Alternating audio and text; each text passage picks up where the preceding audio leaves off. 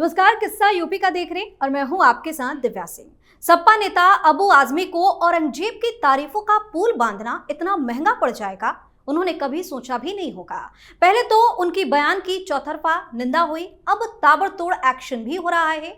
इस बीच पूरे विवाद पर सीएम योगी का गुस्सा भड़क उठा है। सपा पर बरसते हुए सीएम योगी ने कहा कि उस कमबख्त को पार्टी से निकालो और यूपी भेजो, हम उसका इलाज करेंगे। वहीं संभल मामले को लेकर सीएम योगी ने बड़ा बयान दिया है। विधानसभा में संभल को लेकर कहा कि एक शरारत के तहत संभल के 68 तीर्थों और 19 कूपों की निशानी मिटाने की कोशिश की गई, उसको खोजना हमारा काम था। हमने 54 तीर्थ खोजे और 19 कूपों को भी पाया है, इसलिए जो हमारा है हमें मिल जाना चाहिए, इससे इतर और कुछ नहीं। इन सब के बीच महाकुंभ के सफल आयोजन के बाद सीएम योगी ने कई बातें बताई। सीएम ने कहा कि विपक्ष महाकुंभ को बदनाम करने की कोशिश में लगा हुआ था, कुछ लोग माहौल को बिगाड़ना चाहते थे, लेकिन जनता ने एक नहीं सुनी और हमने भी इनके मंसूबों को कामयाब नहीं होने दिया। साथ ही कहा कि 2027 में भी जनता इनकी एक नहीं सुनने वाली है। आज इसी पर चर्चा करेंगे। मेरे साथ स्टूडियो मौजूद हैं कैपिटल टीवी के executive editor Rajeev sir. Sir, आपका स्वागत। धन्यवाद। अब्बू आजमी की मुश्किलें तो बढ़ रही है, वहां पे ताबड़तोड़ एक्शन हो रहे हैं, लेकिन इधर सीएम योगी का गुस्सा फूट पड़ा है और सीएम योगी ने जिस तरीके की बातें कही उसके बाद अखिलेश यादव को मिर्ची लग रही है। देखिए, अबू आजमी ने जो बोला है उसके खिलाफ एक्शन तो होना ही चाहिए था।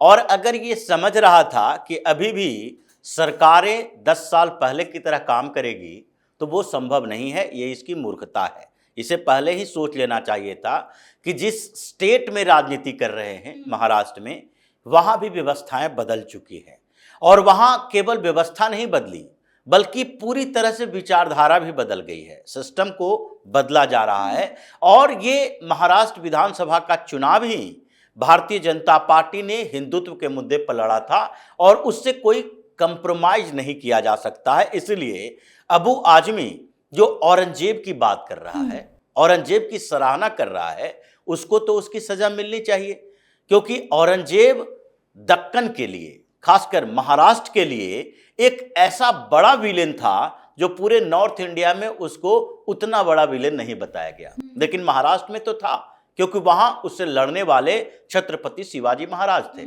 और महाराष्ट्र के लोग अबू आजमी जैसे लोगों को बर्दाश्त नहीं कर सकते। हालांकि ये मुंबई की राजनीति करता है, वहां बिहार यूपी के लोग हैं और इसके क्षेत्र में 70% के करीब मुसलमान हैं, तो इसको लगता है कि हमारी राजनीति तो मुसलमानों से चल रही है, तो हम तो विधानसभा पहुंच ही जाएंगे, चाहे मुसलमानों का ही पक्ष में बोलें या हिंदुओं को कितनी भी गालियां दें। लेकिन अब आगे ऐसा होगा नहीं, क्योंकि ये वोट जिहादियों के खिलाफ फडणवीस ने भी एक्शन लेना शुरू कर दिया है। पिछले दिनों उन्होंने मुंबई में एक अभियान चलाने के लिए कहा, जैसे दिल्ली में चल रहा है, जैसे अलग अलग राज्यों में उस अभियान को चलाने की बात कही जा रही है बांग्लादेशी और रोहिंग्याओं के खिलाफ। लेकिन इन दोनों के अलावा उन्होंने एक और आदेश दिया था कि मुंबई के अंदर जितने इस्लामिक क्लस्टर बन गया है, जैसे जे क्लस्टर होते हैं, इन लोगों ने मुस्लिम क्लस्टर बना लिया है।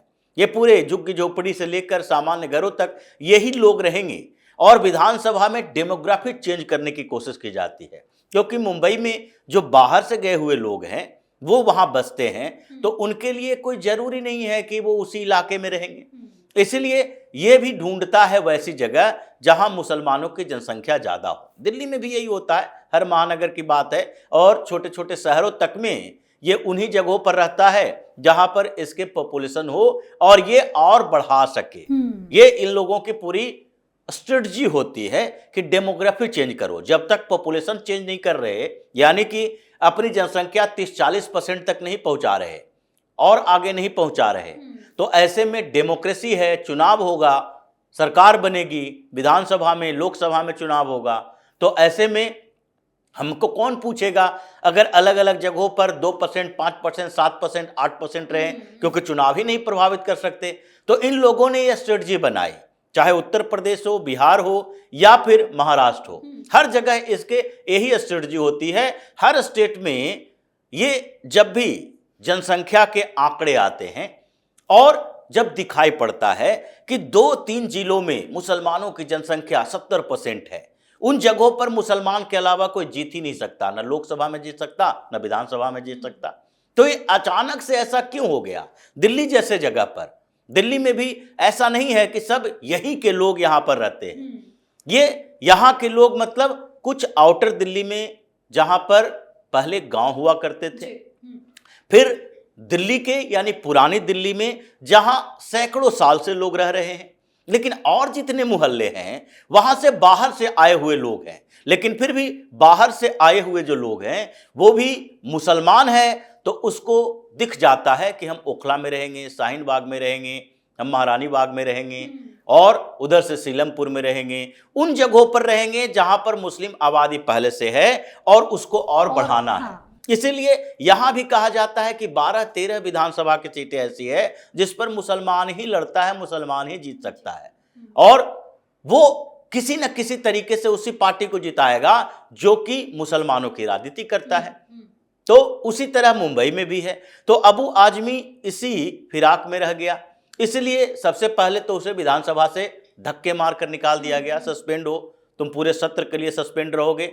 अब चिल्ला रहा है, कानून का हवाला दे रहा है कि क्यों ऐसा कैसे कर दिया जाएगा, ऐसा ही किया जाएगा और उसके खिलाफ मुकदमा भी दर्ज हुआ है।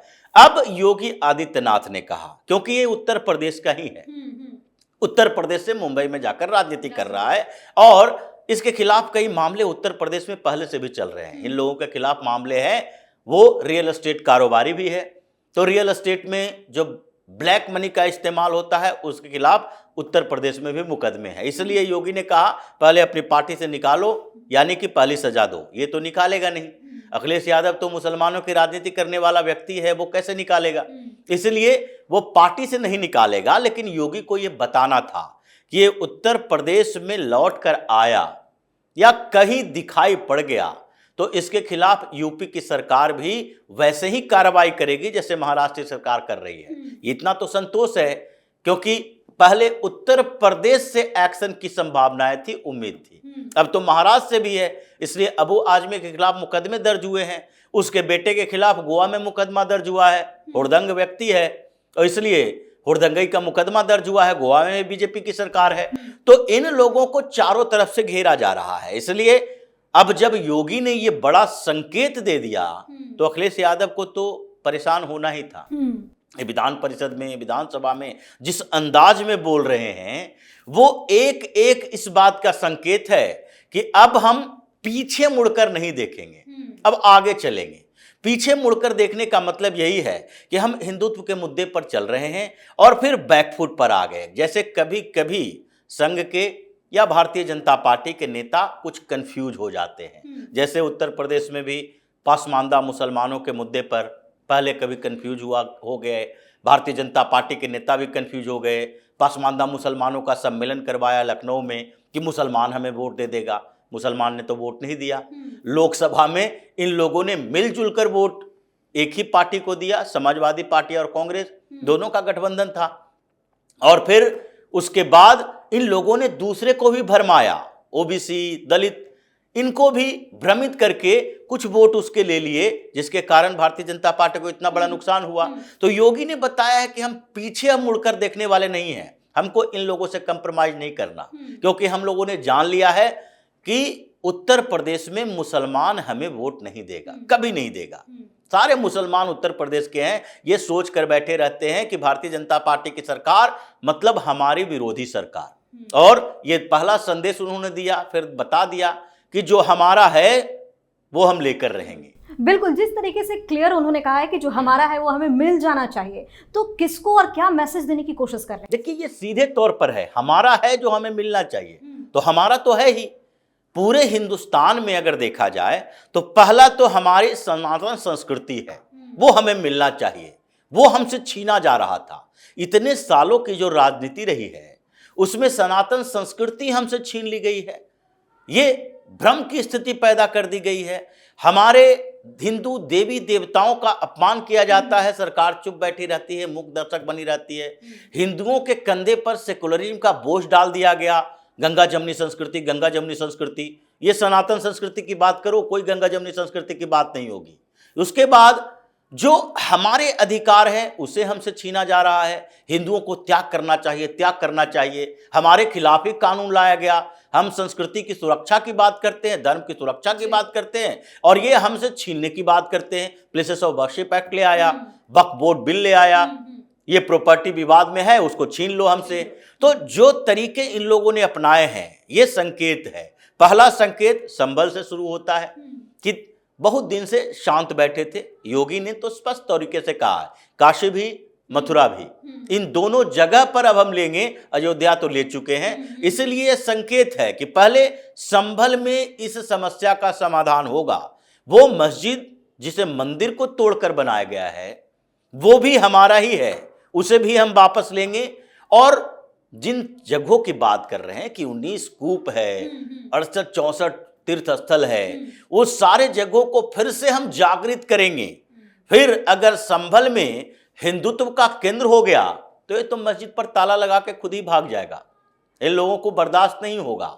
ये तो सबसे पहले यही काम करता है कि जहां पर बैठा वहां पर पैर पसारने के लिए पहले ऐसे अराजक माहौल पैदा कर देगा कि वहां के हिंदू भागना शुरू कर देंगे, वहां घर बिकाऊ है लिखना शुरू कर देंगे, क्योंकि ये गंध पैदा करने वाला ही है। लेकिन अब तो संभल से ये लोग खुद भाग रहे हैं। तो इसलिए वहां पर जब हर हर महादेव के नारे लगेंगे, मुस्लिम मोहल्ले में जाकर जलाभिषेक होगा, तो वो सब तो बेचैन हुआ है कि पहले तो हम अल्लाह अकबर कह कह के, अजान दे दे के, हंगामा कर करके इन लोगों को भगाए, अब ये हमारे मोहल्ले में घुस के हम लोगों को भगा रहा है। तो इसलिए योगी आदित्यनाथ ने कहा है कि उत्तर प्रदेश में अब मुद्दा हार्डकोर हिंदुत्व का होगा। अब हम पीछे मुड़कर नहीं देखेंगे, किसी की बात सुनने की जरूरत नहीं है। हम संभल में जो हमारा है वो लेकर रहेंगे, उत्तर प्रदेश के अलग अलग जगहों में जो हमारा है वो लेकर रहेंगे, और वक्फ बोर्ड संशोधन बिल पारित होने दो। ये जो 2.8 लाख वक्फ की प्रॉपर्टी है अलग अलग जगहों पर, जिसमें से 3044 तो विवादित है उत्तर प्रदेश में, जो स्टेट गवर्नमेंट वर्सेस वक्फ बोर्ड का है। उसके अलावा हजारों प्रॉपर्टी ऐसे है जो अलग अलग डिस्प्यूट का शिकार है। इन सबको भी लेके रहेंगे, वो हमारा ही है। उसके साथ साथ जो अलग अलग जगहों पर तुमने ये डेमोग्राफी चेंज किया है, आगे डिलिमिटेशन से सिर्फ तमिलनाडु में परेशानी नहीं होगी, ये हो रही है उन लोगों को। यहाँ तो सबसे ज़्यादा परेशानी होने वाली है डिलिमिटेशन से। अलग अलग राज्यों में मुसलमान जो इकट्ठा होके पूरे लोकसभा क्षेत्र की डेमोग्राफी को जो चेंज किया है उसको होने वाली है, क्योंकि ये प्लानिंग है 30%, 25%, उससे ज़्यादा नहीं। ये 70% एक ही लोकसभा क्षेत्र में मुसलमान है, और ये पूरा एकजुट होकर एक ही पार्टी को वोट देता है, यानी बीजेपी के खिलाफ जो पार्टी है। तो इसको तोड़ना जरूरी है, ये 70% नहीं हो सकता। आसपास के क्षेत्रों से मिलाओ इसको, इस डेमोग्राफी को फिर से चेंज करो, और 30-35% बहुत है तुम्हारी आबादी। उसके अलावा अलग अलग, क्योंकि हिंदुओं की आबादी की बात जो की जाती है, ये कभी एकजुट होकर एक पार्टी को वोट नहीं दिए, एक मुद्दे पर वोट नहीं देता। तो फिर इसको हम ये नहीं कह सकते कि ये किलेबंदी करके बैठा हुआ है। लेकिन मुसलमान तो एकजुट होकर एक पार्टी के खिलाफ वोट देता है। तो इसलिए इसको तोड़ना जरूरी है।